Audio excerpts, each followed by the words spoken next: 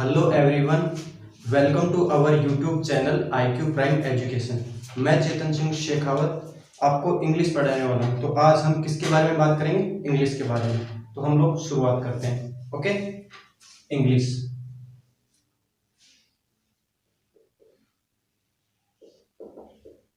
English एक language है जिसको हिंदी में भाषा बोलते हैं। ठीक है, एक दो वर्ड्स होते हैं, डायलेक्ट एंड वर्नाकुलर। ठीक है, इनका मतलब होता है बोली। और इन दोनों का जो बेसिक डिफरेंस होता है वो क्या होता है कि जो बोली होती है, मतलब इसको अपन लोग लिख और बोल दोनों सकते हैं। मतलब ये रिटन और स्पोकन किया जा सकता है। कौन? लैंग्वेज को अपन रिटन भी कर सकते हैं और स्पोकन भी कर सकते हैं। लेकिन जो डायलेक्ट होती है, वरना जो बोली होती है, उसको केवल और केवल स्पोकन किया जा सकता है। मतलब सिर्फ और सिर्फ इसको बोला जा सकता है, इसको लिखा नहीं जाता है। ठीक है ना। अब जो स्पोकन होता है ये अपन लोग कहाँ से सीखते हैं? ये अपन लोग सीखते हैं जो अपने को एटमोस्फेयर मिलता है। क्या मिलता है? एटमोस्फेयर। मतलब जिस तरह के माहौल में अपन लोग रहते हैं उसी तरह की अपन लोग भाषाएं बोलते हैं। जैसे अपन लोग अगर मारवाड़ के माहौल में रहते हैं तो मारवाड़ी बोलते हैं, हिंदी के माहौल में रहेंगे तो हिंदी बोलेंगे, और अगर इंग्लिश के माहौल में रहेंगे तो इंग्लिश बोलेंगे। जैसे जो बच्चे होते हैं वो जो सुनते हैं वही बोलते हैं। तो वो जो बच्चे होते हैं वो सीखते कहाँ से हैं? वो एटमोस्फेयर से सीखते हैं। लेकिन क्या जो बच्चे होते हैं वो सुनकर लिख सकते हैं? क्या लिख नहीं सकते, क्योंकि लिखने के लिए अपने को जरूरत पड़ती है किस चीज की? एजुकेशन की जरूरत पड़ती है। कौन सी एजुकेशन की? फॉर्मल एजुकेशन की। जो औपचारिक एजुकेशन होती है ना, उसको पढ़ना पड़ता है, उसके लिए अपने को स्टडी करनी पड़ती है। ठीक है, तो बिना एजुकेशन के, फॉर्मल एजुकेशन से अपन लोग रिटर्न नहीं कर सकते। स्पोकन तो कर सकते हैं, बिकॉज सुना और बोला, लेकिन अपन लोग सुन के लिख नहीं सकते। तो जो रिटर्न किया जाता है वो किसके द्वारा किया जाता है? फॉर्मल एजुकेशन के द्वारा किया जाता है। ठीक है, तो इसके अंदर क्या आती है? फॉर्मल एजुकेशन के अंदर इसके अंदर आती है स्क्रिप्ट्स। क्या आती है? स्क्रिप्ट्स। स्क्रिप्ट्स में क्या क्या होते हैं? एक तो होते हैं अल्फाबेट। क्या होते हैं? अल्फाबेट। और इसके अलावा क्या होते हैं? लेटर्स होते हैं। क्या होते हैं? लेटर्स होते हैं। ठीक है, अब अपन लोग बात करते हैं स्क्रिप्ट्स की। इंग्लिश की जो स्क्रिप्ट्स होती है वो कौन सी स्क्रिप्ट्स होती है? जो इंग्लिश की जो स्क्रिप्ट होती है, इंग्लिश स्क्रिप्ट, ये कौन सी स्क्रिप्ट है? Roman script. कौन सी है? रोमन स्क्रिप्ट है। ठीक है, ये एग्जाम का पार्ट बनता है कि इंग्लिश में जो स्क्रिप्ट होती है वो कौन सी स्क्रिप्ट होती है। ठीक है, और जो हिंदी की जो स्क्रिप्ट होती है वो कौन सी है? देवनागरी। कौन सी है? देवनागरी। ठीक है, यहां तक सब चीजें क्लियर होंगी कि इंग्लिश की कौन सी स्क्रिप्ट है, हिंदी की कौन सी स्क्रिप्ट है। तो ये एक इंट्रोडक्शन चल रहा है फिलहाल अपना। तो इंट्रोडक्शन का ये पार्ट यहाँ पे फिनिश होता है। ठीक है, अब हम लोग आगे बढ़ते हैं।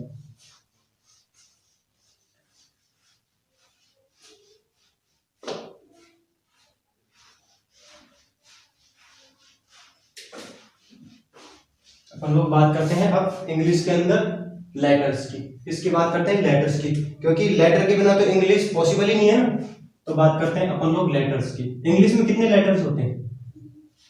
इंग्लिश में लेटर्स होते हैं 26। कितने होते हैं? 26। ये थोड़ा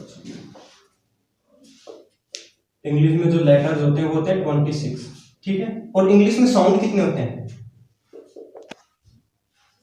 जो इंग्लिश में साउंड कितने होते हैं? इंग्लिश में साउंड होते हैं 44। और हिंदी में कितने साउंड होते हैं? हिंदी में साउंड होते हैं 52।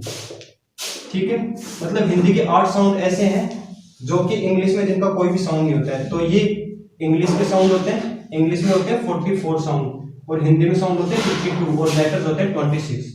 ठीक है, बात करते हैं लेटर्स की। जो लेटर्स होते हैं वो इंग्लिश की सबसे छोटी इकाई होती है। Smallest unit of any language क्या होता है? लेटर्स। जो लेटर्स होते हैं वो क्या बनते हैं? इंग्लिश की जो सबसे छोटी यूनिट है। फिर अपन लेटर्स और लेटर्स को प्लस कर देते हैं। मतलब जब दो लेटर मिलके, दो या दो से 3 4, मतलब लेटर और लेटर को जब प्लस किया जाता है तो उससे बनता है वर्ड। क्या बनता है? वर्ड बनता है। मतलब अपन लोग क्या करते हैं, जो लेटर्स का कॉम्बिनेशन होता है ना, लेटर्स के कॉम्बिनेशन से क्या बनता है? वर्ड बनता है। ठीक है, तो जब कोई भी लेटर आपस में जोड़ते हैं, आपस में ऐड होते हैं और उनका एक मीनिंगफुल, एक मतलब मीनिंग जो निकलता है ना, वो क्या होता है, जो मीनिंगफुल कॉम्बिनेशन होता है, मतलब लेटर्स का एक मीनिंगफुल कॉम्बिनेशन क्या कहलाता है, वर्ड कहलाता है। तो अपन लोग बोल सकते हैं वर्ड क्या होता है, ए मीनिंगफुल कॉम्बिनेशन ऑफ लेटर्स क्या कहलाता है, वर्ड कहलाता है। ठीक है, उसके बाद में बात करते हैं अपन लोग वर्ड और वर्ड, इनको जब आपस में अपन लोग प्लस करते हैं तो बनता है सेंटेंस। क्या बनता है, सेंटेंस बनता है। ठीक है, सेंटेंस बनता है तो सेंटेंस किसके कॉम्बिनेशन से बना, वर्ड की। तो अपन लोग बोल सकते हैं ए मीनिंगफुल कॉम्बिनेशन ऑफ वर्ड्स क्या कहलाता है, सेंटेंस कहलाता है। ठीक है, अब सेंटेंस के अंदर क्या क्या आता है, तीन चीज आती हैं, SVO। एस का मतलब होता है सब्जेक्ट, V का मतलब होता है वर्ब और O का मतलब होता है ऑब्जेक्ट। ठीक है, अब इनके कॉम्बिनेशन से क्या बनता है, एक सेंटेंस बनता है। ठीक है ना, वर्ड के कॉम्बिनेशन से सबसे पहले आता है सब्जेक्ट, फिर आता है वर्ब, फिर आता है ऑब्जेक्ट। जैसे मैं एक सेंटेंस लिख रहा हूं, राम बीट हिम। ठीक है, आई परचेज अ कार। ठीक है, अब देखो ये दोनों क्या है, आई तो क्या है, राम तो क्या है नाउन और आई क्या है प्रोनाउन। तो जो सब्जेक्ट बनते हैं, सब्जेक्ट कौन कौन बनते हैं, या तो बनता है नाउन या क्या बनता है प्रोनाउन। तो जो सब्जेक्ट बना वो बनेगा नाउन और बनेगा प्रोनाउन। ठीक है, इसी तरह से ये क्या है, ऑब्जेक्ट है। अब जो हिम है वो तो है प्रोनाउन और आकार क्या है, नाउन। तो जो ऑब्जेक्ट बनता है वो भी कौन बनता है, नाउन और प्रोनाउन बनता है। ठीक है, अब बात करते हैं अपन लोग बीट और परचेज की। ये वर्ब्स हैं, इनमें क्या एक्शन हो रहा है, क्या एक्शन हो रहा है। तो जो वर्ब्स होती हैं उनमें क्या होते हैं, एक्शन होते हैं। यहां तक सब चीजें क्लियर है कि जो लेटर्स होते हैं, लेटर और लेटर मिलके वर्ड बना, वर्ड्स और वर्ड्स बन के क्या बने, सेंटेंसेस बने। ठीक है ना, अब यहां तक मैं मिटा देता हूं। ठीक है, अब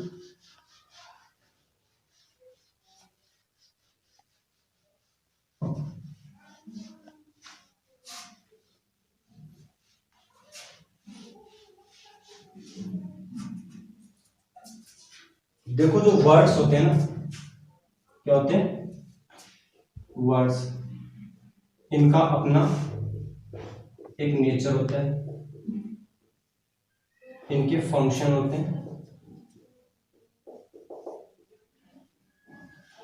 और इनकी एक होती है पोजीशन। क्या होती है, पोजीशन होती है। ठीक है, मतलब जैसे जैसे वर्ड्स की पोजीशन बदलती है उसके मीनिंग भी चेंज होते रहते हैं। ठीक है ना, तो फंक्शन का मतलब होता है कार्य, नेचर का मतलब होता है प्रवृत्ति। ठीक है, और पोजीशन होती है उसकी स्थिति। ठीक है ना, तो फंक्शन मतलब होता है कार्य, और एक वर्ड और होता है, एक होता है वर्क। वर्क का मतलब क्या होता है, कार्य। इनके अंदर डिफरेंस क्या है, ये तो नॉन लिविंग थिंग्स करती हैं, मतलब निर्जीव। जो नॉन लिविंग थिंग्स करती हैं वो क्या करती हैं, फंक्शन करती हैं। ठीक है, कौन सी, निर्जीव। और जो वर्क करते हैं वो करते हैं लिविंग थिंग्स, मतलब जो सजीव जो करते हैं वो क्या होते हैं,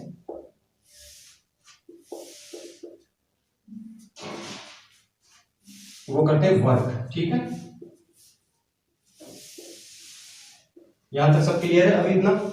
तो वर्ड का अपना नेचर हो गया, फंक्शंस हो गए और क्या हो गए, पोजीशन हो गई। क्योंकि वर्ड एक नॉन लिविंग थिंग है तो वर्ड्स क्या करेंगे, फंक्शन करेंगे। ठीक है, इसके बाद में अगर हम लोग बात करें तो मैंने बोला था कि जो सेंटेंस बनते हैं वो एक सीक्वेंस में बनते हैं। ठीक है ना, जो सेंटेंस बनते हैं उनका एक सीक्वेंस होता है। ठीक है, तो वो सीक्वेंस क्या सीक्वेंस होता है, मतलब किस हिसाब से क्या रूल लगते हैं एक सेंटेंस बनने के लिए, उसके लिए अपने को ग्रामर पढ़नी पड़ती है, ठीक है। उसके लिए अपने क्या पढ़ना पड़ता है, ग्रामर बुक पढ़नी पड़ती है कि कौन सा वर्ड कहाँ पर आएगा, इसका एक रूल होता है, ठीक है। अपन लोग किसी भी वर्ड को कहीं पर भी ऐसे नहीं चिपका सकते, उसके लिए कुछ रूल्स होते हैं और उन रूल्स को हमने को पढ़ना होता है। जो रूल्स होते क्या क्या है, वो रूल्स होते हैं पार्ट ऑफ स्पीच। क्या होते हैं, पार्ट्स ऑफ स्पीच। इंग्लिश में कितने पार्ट्स ऑफ स्पीच हैं, इनको हिंदी में बोलते हैं शब्द भेद। क्या बोलते हैं, शब्द भेद। इंग्लिश में कितने पार्ट्स ऑफ स्पीच है, 8 पार्ट्स ऑफ स्पीच है, ठीक है। इसके अंदर फर्स्ट है नाउन, फर्स्ट है नाउन। इसको अपन लोग नेमिंग वर्ड भी बोलते हैं। क्या बोलते हैं, नेमिंग वर्ड भी बोलते हैं। अब इसको नेमिंग वर्ड क्यों बोलते हैं, क्योंकि इसके अंदर नाम होते हैं। किस किस का, एक पर्सन का, प्लेस का, थिंग्स का। एक पर्सन, प्लेस, थिंग्स और इसमें एनिमल्स भी लिख सकते हैं, ठीक है। एनिमल्स तो क्या होते हैं, नाम अगर आ गया तो वो प्रॉपर नाउन बन जाता है, ठीक है। एक पर्सन, प्लेस, थिंग्स, इनको अपन लोग क्या वो किस में अंदर लेते हैं, नाउन के अंदर लेते हैं। मतलब किसी भी पर्सन का कोई नाम होता है, जैसे राम, श्याम, मोहन, सोहन, ये सब क्या कहलाते हैं, नाउन होते हैं, ठीक है। कोई प्लेस है, जैसे जयपुर हो गया, जोधपुर हो गया, ठीक है, आगरा हो गया। इस तरह से जो प्लेस है वो क्या कहलाते हैं, नाउन कहलाते हैं। थिंग्स जैसे कुछ भी आपकी चेयर, टेबल, कुर्सी, कैमरा, फोन, आपकी जो भी वस्तुएं जो भी दिख रही हैं, उन सबको अपन लोग किस में लेते हैं, नाउन के अंदर रख लेते हैं, ठीक है। फिर बात करते हैं प्रोनाउन की। इसको हिंदी में संज्ञा बोलते हैं, ठीक है। बात करते हैं प्रोनाउन की। इनको अपन लोग रिप्लेसिंग वर्ड बोलते हैं। क्या बोलते हैं, रिप्लेसिंग वर्ड। रिप्लेसिंग वर्ड्स क्यों बोलते हैं, क्योंकि ये किसकी जगह यूज किए जाते हैं, नाउन की जगह। मतलब जैसे कुछ वर्ड्स होते हैं, अपन ने वहां पे नाउन का यूज किया है, लेकिन कुछ ऐसी जगह पे अपन लोगों को जहां पर नाउन का यूज नहीं करना होता है, तो अपन उनकी जगह किनका यूज करते हैं, प्रोनाउन का यूज करते हैं। इसलिए इसको क्या बोलते हैं, सर्वनाम। इसको हिंदी में क्या बोलते हैं, सर्वनाम। इसलिए इसको रिप्लेसिंग वर्ड बोलते हैं। मतलब ऐसे वर्ड जो नाउन की जगह यूज किए जाते हैं, ठीक है। Place which words which are used in the place of noun क्या कहलाते हैं, प्रोनाउन, ठीक है। आगे इसकी चलेगी, ये नॉर्मल डेफिनेशन बता रहा हूँ कि क्या चीज नाउन होती है, क्या प्रोनाउन होता है। आगे इनको अच्छे से डिटेल में हम लोग पढ़ेंगे, ठीक है। हम लोग पढ़ने वाले हैं, फिलहाल इनका एक इंट्रोडक्शन है जो मैं आप लोगों को दे रहा हूँ, ठीक है। उसके बाद में बात करते हैं एडजेक्टिव का। एडजेक्टिव, इनको अपन लोग क्वालिफाइंग वर्ड भी बोलते हैं। क्या बोलते हैं, क्वालिफाइंग वर्ड। अब इनको क्वालिफाई वर्ड क्यों बोलते हैं, क्योंकि ये क्वालिफाई करते हैं। किनको क्वालिफाई करते हैं, नाउन को और प्रोनाउन को। जो एडजेक्टिव होते हैं वो क्वालिफाई करते हैं नाउन और प्रोनाउन। मतलब ये नाउन और प्रोनाउन की किस क्या बताते हैं, विशेषताएं बताते हैं, ठीक है। इसलिए इनको क्या बोलते हैं, विशेषण बोलते हैं। क्या बोलते हैं, हिंदी में विशेषण बोलते हैं। मतलब ऐसे वर्ड जो नाउन और प्रोनाउन की विशेषताएं बताते हैं, विशेषण कहलाते हैं। Words which are used to qualify noun and pronoun is called adjective. Clear. आगे हम लोग बात करते हैं वर्ब्स की। किसकी बात करते हैं, वर्ब की, ठीक है। ये वर्ब नहीं होता, वर्ब होता है। आर इंग्लिश में साइलेंट होता है, ठीक है ना। तो इसको हिंदी में बोलते हैं क्रिया। क्या बोलते हैं, क्रिया बोलते हैं, ठीक है। इसके अंदर क्या होता है, एक्शन होता है। जो वर्ब होती है उसमें क्या होता है, एक्शन होता है। मतलब इसके अंदर अपन लोग कुछ मूवमेंट करते हैं, जैसे लिखना, बोलना, सोना, रोना, हंसना, ये सब क्या होते हैं, एक्शंस होते हैं। तो ये सब किसके अंदर आते हैं, वर्ब्स के अंदर आते हैं, ठीक है। इतना क्लियर है। तो ये चारों क्लियर हो गए आपको। उसके बाद में बात करते हैं अपन लोग एडवर्ब की। उसके बाद किसकी बात करते हैं, एडवर्ब की। इनको हिंदी में बोलते हैं क्रिया विशेषण।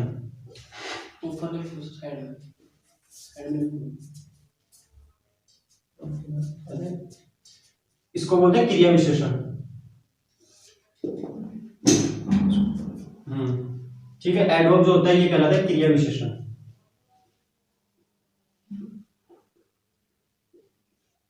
ठीक है।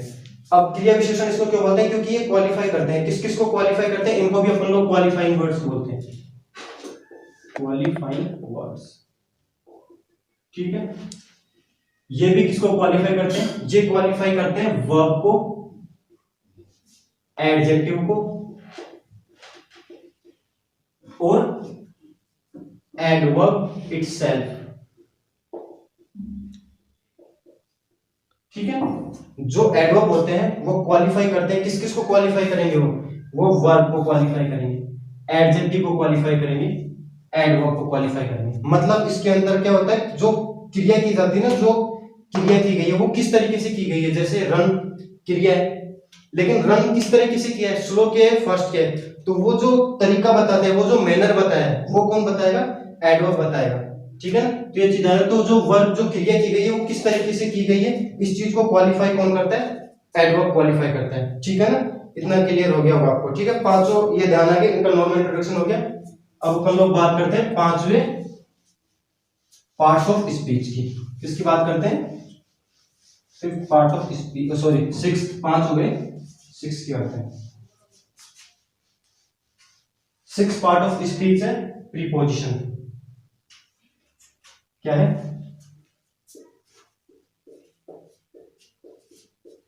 प्रीपोजिशन, ठीक है। इसको संबंध सूचक शब्द भी बोलते हैं, क्योंकि ये रिलेशंस बताते हैं किसके अंतर्गत, नाउन और प्रोनाउन, ये जो वर्ड्स होते हैं ना उनके बीच रिलेशन बताते हैं, ठीक है। इसलिए इनको क्या बोलते हैं, प्रीपोजिशन बोलते हैं। जैसे प्रीपोजिशन कौन कौन से होते हैं, एक तो इन हो गया, एक इनटू हो गया, आउट ऑफ हो गया, ठीक है। उसके बाद में इनसाइड हो गया। मतलब ये क्या करते हैं, जो वर्ड्स होते हैं उनके बीच रिलेशंस को बताते हैं, ठीक है।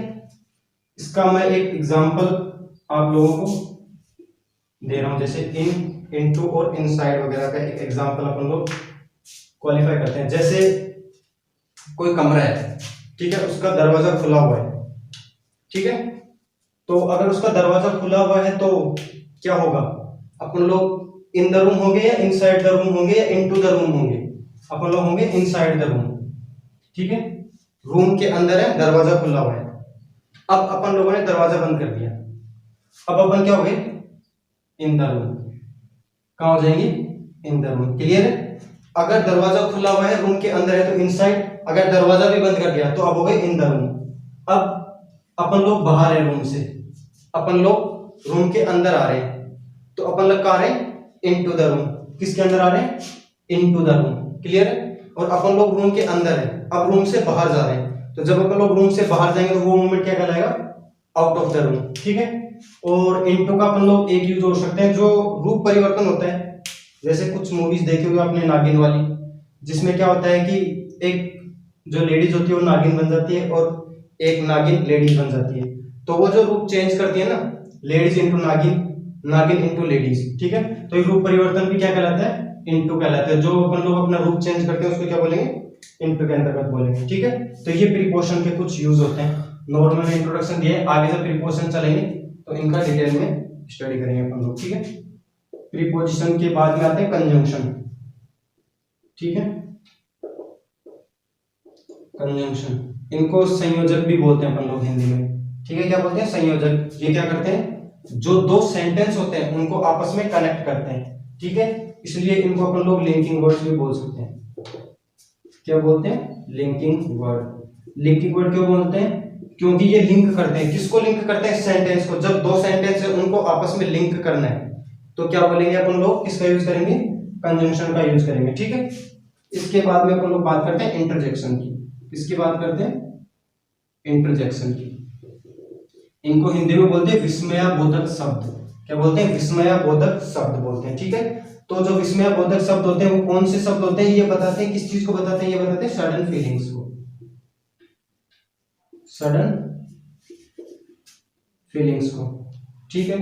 जैसे क्या हुआ, अपन लोग रोड पे चल रहे हैं, अचानक से किसी पत्थर से अपने ठोकर लग गई पैर में, तो अपने मुंह से, जैसे अपने जब पेन होता है तो अपन लोग कुछ ऐसे वर्ड्स बोलते हैं जैसे आ, या फिर अपन लोग कुछ ओ वगैरह ऐसा कुछ वर्ड्स बोलते हैं अचानक से। जैसे कोई चोट लग गई तो वहां पे अचानक से कुछ सडन फीलिंग्स आती है, किसी मैच चल रहा है, मैच के अंदर कुछ ऐसे कुछ मोमेंट्स आते हैं जहां पर अपन लोगों को एकदम से सरप्राइज हो जाते हैं। तो ये जो सरप्राइज वगैरह जो बताते हैं इसके अंदर क्या चीजें बताई जाती हैं, सरप्राइज या फिर कोई सडन पेन वगैरह ये जो होते हैं, इन सब को कौन बताता है, इन सब को इंटरजेक्शन के द्वारा बताया जाता है। ठीक है, तो ये था 8 पार्ट्स ऑफ स्पीच जिनको अपने को डिटेल में स्टडी करना है जब रूल्स शुरू होंगे तो। ठीक है, उसके अलावा एक चीज और है जो मैं आपको बता देता हूं अभी, फिर ये वीडियो खत्म करते हैं हम लोग। ठीक है, एक चीज है छोटी सी, काफी इंपॉर्टेंट चीज है जिसको आपको समझना होगा और काफी इंपॉर्टेंट भी है आपके इंग्लिश के हिसाब से। ठीक है, मैंने एक चीज बताया था कि इंग्लिश में जो सबसे छोटी यूनिट होती है वो क्या होती है, लेटर्स होती है। ठीक है, क्या होती है, लेटर्स होती है। फिर इससे बड़ा जो यूनिट होती है वो होता है वर्ड। क्या होता है, वर्ड होता है। फिर इससे बड़ा जो यूनिट होती है वो क्या होती है, फ्रेज। क्या होती है, फ्रेज। फिर इससे बड़ी यूनिट क्या होती है, क्लोज। फिर इससे बड़ी यूनिट क्या होती है, सेंटेंसेस। ठीक है, अब एक चीज देखना, इन तीनों को तो अपन ने स्टडी कर लिया कि ये चीजें क्या होती हैं इसमें। ठीक है, अब अपन लोग बात करते हैं फ्रेज और क्लोज की। मैं सेंटेंस लिख रहा हूं, द बॉय इन